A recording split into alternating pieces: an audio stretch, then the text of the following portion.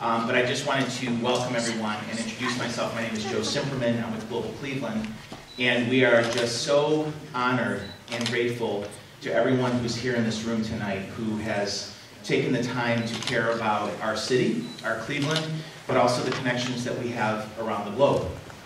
Connections times 22. The sister cities that Cleveland has, that started in the 1960s, span 13 time zones, 5 continents, 21 languages. But there is a unified soul of every one of them and a special relationship that we have with Cleveland, which is why we're so thrilled that tonight, for our very first conference, there are people who came here from 7 of our 23 sister cities.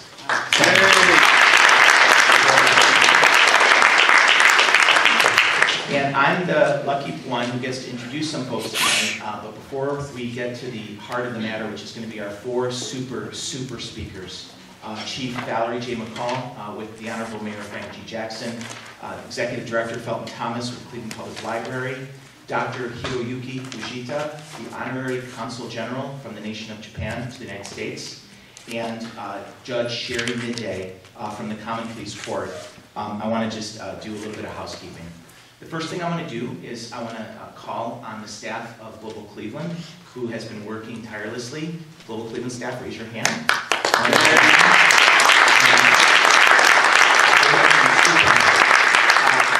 specifically want to thank Maria Pineda, who's here. She's about to graduate from John Carroll. We're so proud of you, Maria. And Elizabeth Kuzma, who were the 2 superstars that pulled us together, and we're so grateful.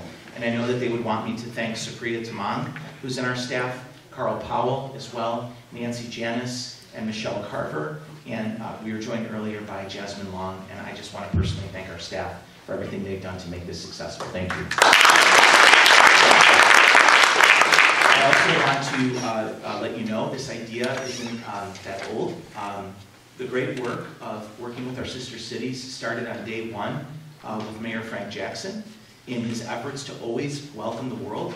I can say this to you as someone who had the privilege of working under him and being tutored by both he and Chief Valerie McCall. We have never had a more welcoming to the international community mayor than we do with Mayor Frank Jackson. And he's just been someone who's been really super. And I was with a friend of mine who was talking about the dedication of the Croatian Cultural Garden. And he asked me a question. He said, this was a couple years ago. He said, is Mayor Jackson busy? I said, of course he's busy. He's always got stuff going on. He said he stayed at that cultural garden event for 3.5 hours. And I think if there's a symbol of someone's dedication, it's the thing that they give you which matters the most, which is the most precious, which is time. And so we're just so grateful to the mayor for doing that. On that level, I want to thank 3 people as well. I want to thank Mark Owens, who's here. I want to thank Colleen Corrigan-Day, who's here as well. And I want to thank Katie Brennan. When we started putting this conference together, those 3 took on the role of the West Mayo, Ireland sister city relationship, but they saw how beautiful all of our sister cities were, and they said, we really have to make a conference happen. And so Mark, Katie, and Colleen, from the bottom of my heart, I'm so grateful to you. Thank you for making everything happen.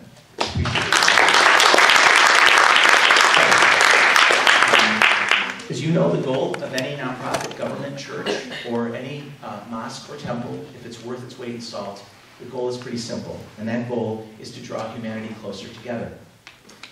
We are fortunate tonight not only to have our sister cities represented here, but I think each and every one of us has an immigrant story to tell.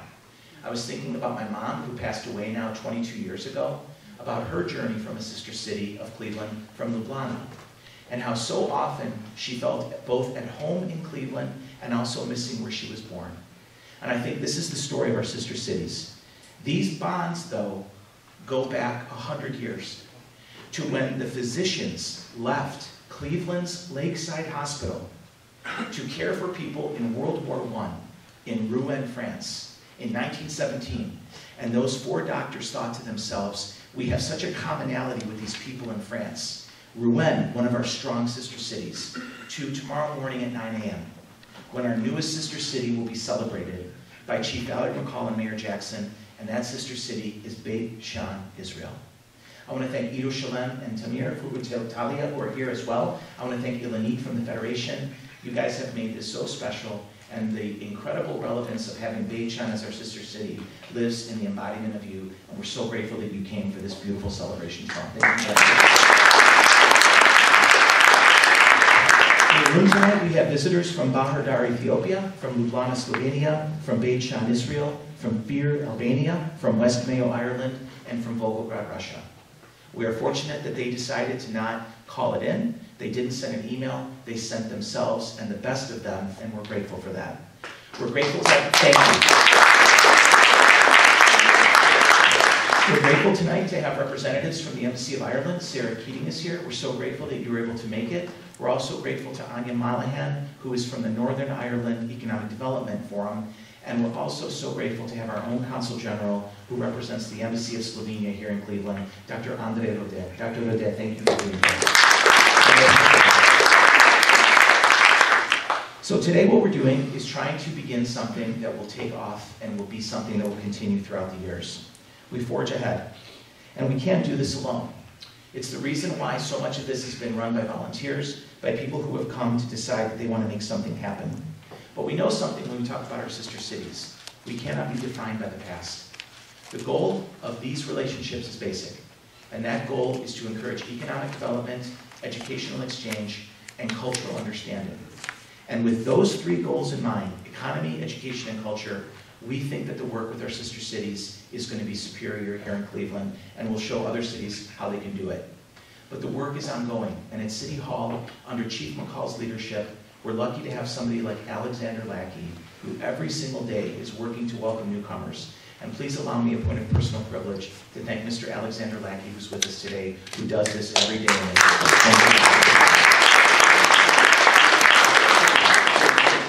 We are going to begin, and as I do that, I want to thank my board chair, David Fleschler, who's here. He's the vice provost of Case Western Reserve. He's the board chair of Global Cleveland. He's also the reason why Case Western has almost 3,000 international students studying there right now. Thank you, Board Chairman David Fleschler, for all you do for our community. We're also fortunate to be joined by his wife, Carla Tricarci, the best attorney in Cleveland. I dare you to challenge me. We're also fortunate Mari Galindo is here from our board. Judge Polster was here earlier from our board.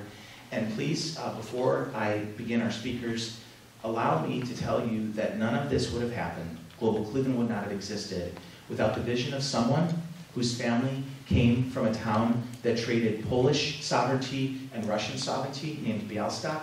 And that man who founded us, and is the reason we're here, please give a very warm Cleveland thank you to Mr. Albert Ratner.